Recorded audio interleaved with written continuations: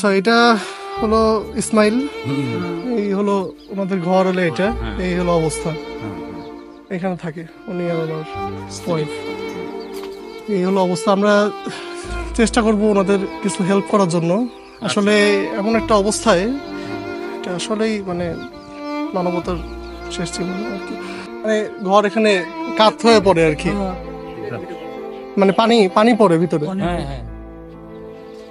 এই হলো তাদের ঘরের অবস্থা। হয় আল্লাহ, এখানে থাকে।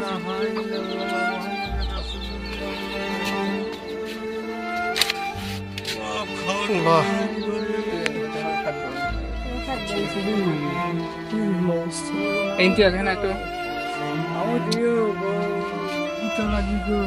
জি বুঝতে পারছি। এখানে থাকেন? আল্লাহ, আপনি বলেন, আপনি যদি আপনি কি চান আমাদেরকে একটু বলেন, আমরা দেখি যদি কোনোভাবে সাহায্য করতে পারি। আমরা কি করতে পারি আপনার জন্য?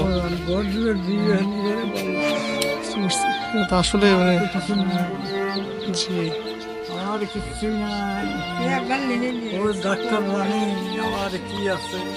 জি 5 কাঠা জমি জল দেখে খাই, মুসলমানের সুদান 5 কাঠা জমি নাই। এই বেড়া মানে ঘরে করিয়ে দেখে খাওয়া যাবে।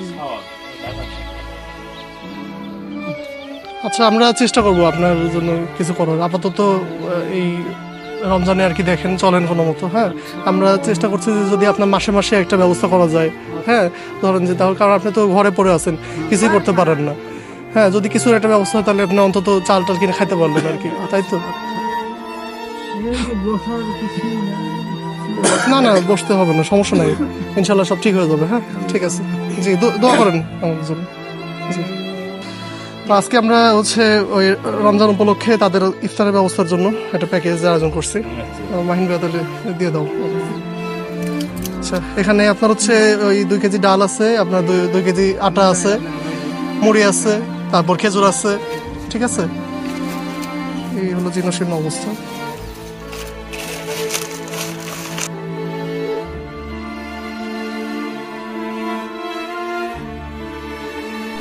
এর পরের দিনই আমরা ওনাকে ডাক্তারের কাছে নিয়ে যাই। ওনার কিছু শারীরিক অসুবিধা ছিল, পুষ্টিহীনতা বা এরকম রুচি ছিল না খাবারে। আমরা ডাক্তারের কাছ থেকে প্রেসক্রাইব করে নিয়ে এসেছি।